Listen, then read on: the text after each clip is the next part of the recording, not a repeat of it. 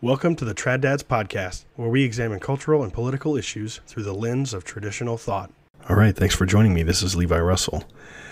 I want to talk tonight about distributism and what more broadly that term today represents, which is an economic policy paradigm that is consistent with the social encyclicals of Leo XIII, Rerum Novarum, Pius XI, Quadragesimo Anno, and to an extent, John Paul II, Centesimus Annus.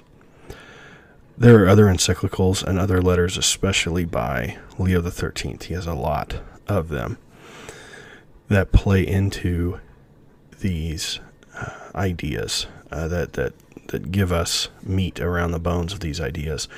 But what I want to specifically talk about is really a rhetorical technique used by people who don't like distributist ideas, what they really don't like is they don't like the idea that they have to get rid of their political worldview or submit it to church teaching. They don't like the idea that they're going to have to read Rerum Novarum and listen to Leo XIII rather than simply repeat whatever the economics profession tells them. And what they end up doing is they end up basically farming out their morality for a lot of different things in the realm of financial issues, in the realm of just general income and wealth. And so this has to do with poverty. It has to do with production of goods. And just there's a whole paradigm that exists from sort of typical economic theory. And the problem is that economic theory will always run into moral issues. It's not avoidable. So let me start off by talking about sort of the rhetorical strategy that you get from these people.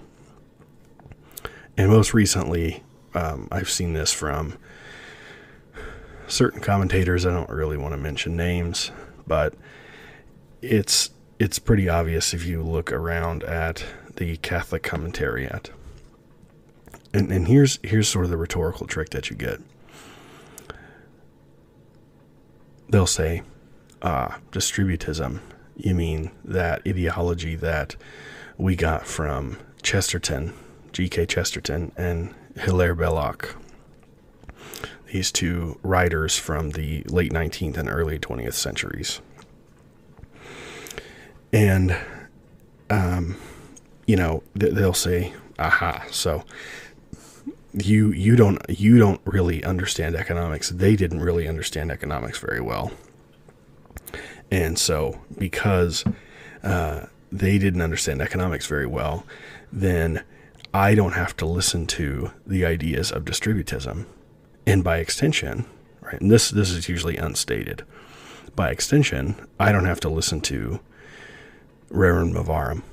I don't have to listen to Quadragesimo Anno. I don't have to read those encyclicals because everything with the word social in front of it just is bad and icky. So again, that last bit is unstated. They won't actually say that they don't have to listen to Leo unless they're just real hardcore libertarian types. And so it's kind of an interesting thing because really, if you sort of step back from it, and this is the reason I'm talking about this is because this is something I did for a long time. And once you humble yourself, and I'm not saying I'm the most humble guy in the world, which would obviously be an oxymoron or whatever, but once you humble yourself and you say, it's okay for me to have been wrong about the moral components of appropriate Catholic economic policy, then you get a different perspective. You start to say, you start to see things a little differently. You start to see things as, I need to conform my political and economic views around the magisterial teaching of the church instead of the other way around. And I think if a lot of these people be honest, that's really what they're doing. What they're really doing is they're putting their political views, their predetermined political views, ahead of what I think is really obvious church teaching. If they just spend, I don't know, an hour and a half reading some of these encyclicals and maybe reading some commentary on them. So specifically on Chesterton and Belloc, like I haven't read much Chesterton. I've read some of his, shorter stuff, and with him specifically, the whole thing becomes a joke about, oh, you just want 3 acres and a cow, blah, blah, blah. And it's like, look, the guy was a literary guy, he was a writer. He was talking about, beauty and things like this. And that's not necessarily the clearest way to talk about economic stuff. But I'm not going to discount it. I really don't have enough knowledge of Chesterton to really address that. Belloc, on the other hand, I think is very good. If you read Economics for Helen, if you read The Servile State, you get a serious impression that this guy does not like socialism. And he does not like, he also doesn't like, sort of, I guess, what we would call unrestrained capitalism, or capitalism that produces large businesses. But on the other hand, I think Belloc doesn't go nearly far enough when it comes to things like usury and trade. Economics for Helen is a very sound economic treatment of those issues that I think gives a little bit too much to those other ideas. And I've already addressed the usury thing before. And in a future episode, I'll talk about trade. We've touched on it a few times here and there in the agriculture episode. Check that out if you want to look at the trade issue. But I'll talk more about that specifically later. So what happens is we get this dismissal of these two guys. And Belloc is really confusing, because if you just read his stuff, it's very good. And we were lucky enough on Twitter to be treated to one of these Chesterton quote accounts, just absolutely spamming anti-socialist stuff from Chesterton. So, the information is out there. Now, if your understanding of economic policy is so stunted and is so narrow that you think that anything that allows for government restriction of property rights beyond what, say, Ronald Reagan would have approved of, that is socialism, then of course you're going to think everything Chesterton and Belloc says is socialist. But the problem is you, not them. You have a distorted view of the definitions of these terms. You have a distorted view of what the church expects you to treat as moral imperatives.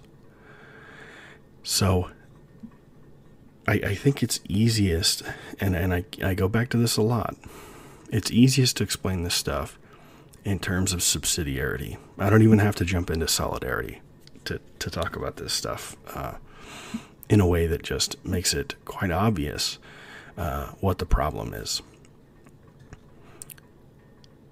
So when we talk about subsidiarity, just to catch everybody up, subsidiarity is the concept that the smallest or most local political unit should handle issues that they are competent to handle, and that no larger or less local, farther away, more distant political unit should come in and try to destroy that smaller political unit's ability to handle these issues. So, to provide the foundation for subsidiarity, we say that the family is the basic unit of society. It's the basic political unit. Everyone in the family has a role. And of course, there are, different exceptions and ranges around these different roles. I mean, obviously, it's not as if, the government's going to dictate everything you do every day. But the point is that the family itself has a political role to play. And those families come together and they form communities.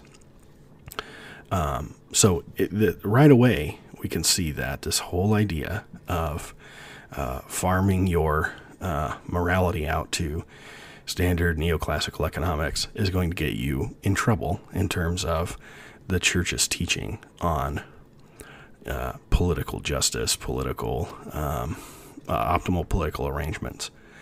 Because economics has to treat individual people as the basic unit of society. The most fundamental pieces of neoclassical economics, utility functions, and even to an extent profitability, because the whole edifice of profit maximization and cost minimization are really based on the utility function math. And so you've already got a problem there if you're going to base your morality on these economic principles. And let's be fair, let's be serious. These people do. Sure, they may not listen to economists when it comes to certain things like abortion and stuff like that, but those are exceptions. When it comes to the bigger political issues like trade policy, like immigration, they very much have a neoclassical economic paradigm in their head, and that is what decides the positions they take, period. So, like I said, we've already run afoul because we're not treating the family as the basic unit of society. And second of all, this whole idea of atomistic individualism, and I know people recoil when you tell them that they're, you just want everyone to be an atomistic individual. Well, the thing about that term that I think is really funny is that neoclassical economics really is an attempt to force the Newtonian paradigm from physics into economics. And so it's kind of funny when we say atomistic individual, right? Atom as in, the so-called basic, the somewhat basic building blocks of physics, atoms, that we're saying, an atomized individual. I think it's just very, it's almost ironic that term is used. And I think it's fantastic. I think it's a great rhetorical device when you're trying to talk to people who are refusing to submit their moral political views to Leo XIII's writings and Pius XI's writing. So the next step, I think, in this little conversation that you may have with someone who's replaced a good chunk of their moral compass with economics, is that you have to be careful about this whole distributism thing. Again, I think there's a lot of value in that. I've read enough, Belloc especially, to say that I think there's a lot of good stuff there. But I think that ultimately they were writing for the arguments that they were having at their time. They were writing to talk to people who were communists and to try to convince them that this is not the way to go. They were trying to bring them back from socialism. So, while I think they have a lot of good writing and I think they have a lot of good ideas, I think sometimes just reading their stuff and not understanding how to apply the ideas in Rerum Novarum and Quadragesimo Anno to today's issues is a mistake, and it's a big problem. So back to subsidiarity. So if we look at some of these tension points,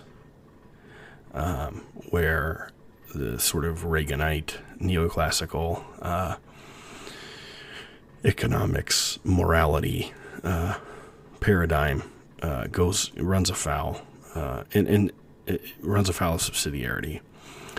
Some of these really contentious issues like trade, international trade specifically, like social media companies and so-called free speech. These issues are very serious, and I could throw immigration in there too. And what we have to do with subsidiarity at this point is we have to realize that, yes, smaller political units are preferred if they are competent to address the issue, right? And so you can actually have some common ground with libertarian, I think, in the sense that, as long as we're not talking about the individual as the basic unit of society, as long as we're talking about families, I'm perfectly in agreement with you that there are a lot of industries with way too much regulation with, we talk about occupational licensure. We talk about a lot of the healthcare laws. Go back and read David Beto's book, I think it's From Mutual Aid to the Welfare State. It's a fantastic book. It's a little bit expensive, but it really shows you what happened in the early to mid 20th century and how the AMA and state governments completely destroyed the community-based healthcare model. And today we have certificate of need laws. I mean, just Google these terms. Certificate of need laws are awful. And of course we can agree with, a sensible libertarian that, these are bad ideas. We don't like these policies. They're very anti-community. They're anti-family, 100%. But on some of these other more contentious issues, things like, I'll just start with international trade. Why is it that we would expect the federal government to set limits on trade to some extent, whether that's quotas or tariffs or two-part tariffs? And why would they focus on certain countries? Well, that's because there are other issues to balance here. There are regulatory issues at play. Any of these so-called free trade agreements they're massive agreements. And everybody can say, oh, well, I'm really just in favor of, a free trade agreement that's, the size of a 3x5 note card. Well, fine, but such a thing has never existed. I mean, you might as well say you're in favor of a unicorn. Actually existing, real-life free trade agreements have massive implications for loss of sovereignty for a country.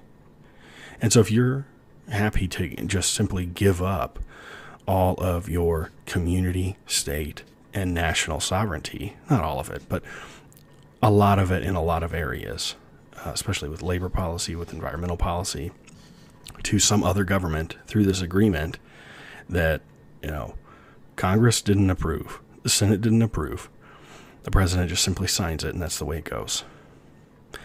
If you're happy with that, then what I would suggest is that you probably have some distorted priorities, or you just simply have never seen what's in these agreements. And I'm going to take an example from the Trans-Pacific Partnership that thankfully Trump didn't sign. One of the provisions in there, and so I know from just my own professional experience that the farmers were very on board with this thing. They were super excited about it. And because really all they saw was just an opening of markets for them. But the funny thing is, I read a piece in a tech magazine that said that basically the Trans-Pacific Partnership would have made the Millennium Copyright Act a criminal offense. So if farmers had, dug into the software on their tractors, they could have been jailed for that, for messing with the software on their own property. This is not good stuff. Is this sort of thing worth, potentially having a slightly larger market for some agricultural products? I kind of doubt it. I don't think that, number one, the main problem is nobody knew. Nobody knew about that. And a lot of people didn't believe me when I told them. But it's real. And these are the kinds of trade-offs that we can't fit into an economic model. We can't quantify these types of things. And these are inherently qualitative issues. And they just simply cannot be shoved into an economic model. And so there's seriously no reason to insist that because someone disagrees with you on an issue like trade or like, issues of sovereignty and things like this, that they just simply don't understand economics. I mean, this is just the silliest arguments. It's just silly. It's pointless. It's worthless. It doesn't advance the conversation at all. So, and I think this goes across the board to other things. We look at the China issue. There was an Acton Institute article the other day where they were shouting victory because Trump backed down on his increase in tariffs on, get this, printed Bibles from China. So the Acton Institute was, I guess, frustrated at the beginning that Trump was going to put higher tariffs on printed Bibles from China. Now, why would you think that it would be a moral thing to trade with a country like China on this front?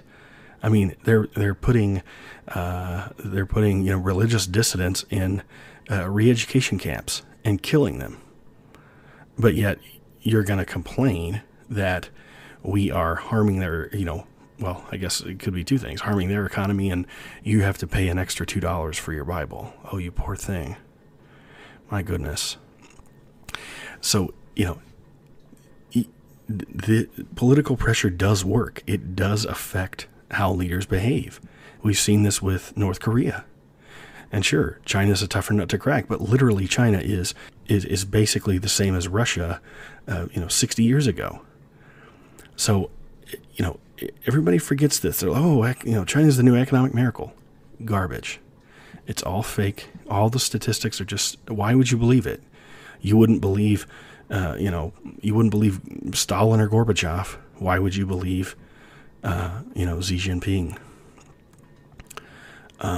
It's nonsense. The willful ignorance in many cases on this issue is just baffling to me, because people know better. People could look at the statistics. They could read the timelines. They could look at the way this so-called trade war has unfolded and understand that there are qualitative issues at play here that simply cannot be fit into an economic model. So there's trade. There's some good examples. Maybe I should talk about the job thing. Look, okay. In standard neoclassical economics, yes. Is it the case that imports are the benefits and exports are the costs? Sure. If all you're worried about is consumption, if that's all you care about, then yes, of course, imports and exports are imports are benefits and exports are costs. And so it would be silly to build your trade policy around increasing exports. But see, that's the problem, is that anytime we're talking about policy, we're talking about morality. And anytime we're talking about morality and all we're allowed to talk about is what, Milton Friedman said and a handful of, intermediate and maybe even advanced textbooks have to say about the issue. Nonsense. There are real people with jobs and with families and communities. And when these communities fall apart, the families in them fall apart. And this is not a morally acceptable thing. Place matters. I mean, this is one of the greatest insights of Belloc and Chesterton, is that place matters. And, you can mock it all you want and make Lord of the Rings analogies or whatever. But at the end of the day, ask yourself if place matters. If you've moved around your whole life, you've never worried about living close to your family and staying with them, honestly ask yourself if that's the best way to live. If that's the way, looking back at human history, if that's the way people ought to live. And I don't think you're going to be able to say that that's the way people ought to live. So, this is a great segue into the immigration side of things. So, to the, the folks who farm their morality out to an economics textbook, I'll just put it that way. Immigration is an open and shut case, right? Well, people should be free to move. Oh, what? These silly borders are just lines on a map. They don't mean anything. And again, it's a position that I used to hold. But the biggest problem with this is not necessarily even immigration with an I. It's immigration with an E. See, the people who move from one place to another to improve their lives, in most cases, those people are some of the brightest and most motivated people where they come from. And if place matters, if location is a meaningful thing, if communities matter in and of themselves, the way and the place and the time they are built, if your life matters and the community you live in matters, and it's the same for people in Mexico and Myanmar and Burkina Faso and everywhere else. Those people's communities have meaning. And when you take the people who are the most intelligent, the most driven, and the most talented from those communities, and you bring them somewhere else, or if you just simply dangle a carrot in front of them and say, oh, come over here. Because again, this is not about welfare. We're not getting rid of our welfare policies. It's just never going to happen. So again, you might as well be dreaming about unicorns. Simply saying, oh, well, we just have to get rid of the welfare state. It's not going to happen, and it wouldn't be a good thing if we did it anyway. So it's just nonsense. It's a non-argument on this issue. If you really want brain drain in these other places, then I will just simply say you are not committed to the value of those communities. And I think you need to reevaluate priorities. That, to me, is the biggest issue with immigration, is the fact that it does not respect the beauty and the sanctity of place and community. Again, for the people leaving where they're leaving. And yeah, things might be tough there, but they're not going to get any better when all of the smartest, most talented people leave. That is not going to improve that country in any way, shape, or form. Okay, so let's talk about tech and censorship and the First Amendment. Again, we go back to subsidiarity. And we think about what political unit, what level of political unit would be competent to deal with the issue of tech censorship. Okay, well, is that gonna work at the family level? Are individual families going to be able to take on Mark Zuckerberg and I don't know, what is it? FANGs, right? Facebook, Amazon, Netflix, and Google. Are individual families going to be able to take that on? No. How about the mayor of your town? About all the mayors in the United States? Probably not. State level? Maybe. If you could get someone smart and wise to operate maybe the city of San Francisco or the state of California, you'd have a shot. But the odds of that happening are slim to none. So, okay. So we're having to climb the ladder here. And that's okay in subsidiarity. because we started at the bottom. We didn't start at the top and say that everybody has to listen to the UN. That's the socialist right there. That's the global, I guess globalist, whatever the word is, I don't know. That's the socialist paradigm right there. No, it's not a top-down thing. It's the fact that these social media and tech companies are so large that the smallest political unit in society that is competent to handle them just happens to be one of the biggest political units in society. So there's nothing wrong with, your average Trump voter saying, look, we got to do something about these guys. Read up on Section 230. This is nothing but favoritism for these companies. It allows them to completely ignore the content of the speech on their platforms. The New York Times can't do that. Your local newspaper can't do that. Your local radio station can't do that. They are liable to an extent for publishing lies. But Facebook is not, and neither is Google.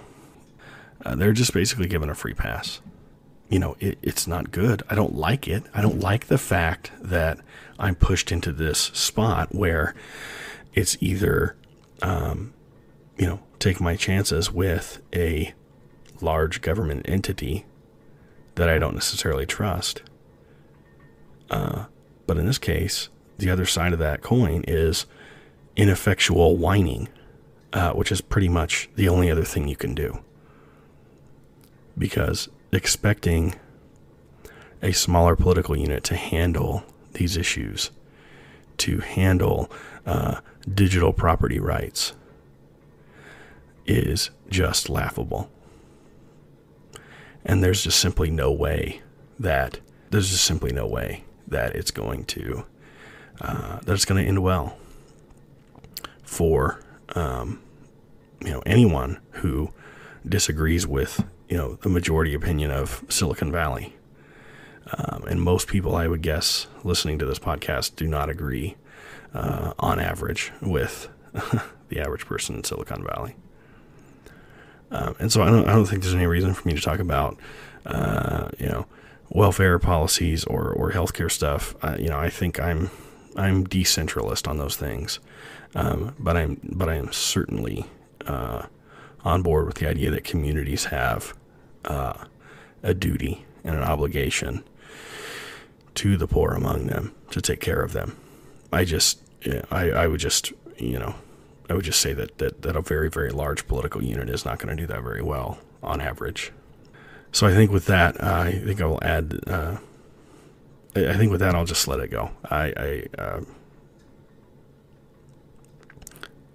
So I think with that, I will end this episode. This was kind of a different episode, not a super cheery one, but I think this stuff needs to be said, and people need to be examining their thought process on this stuff. They need to be reading Quadragesimo Anno. They need to be reading Rerum Novarum.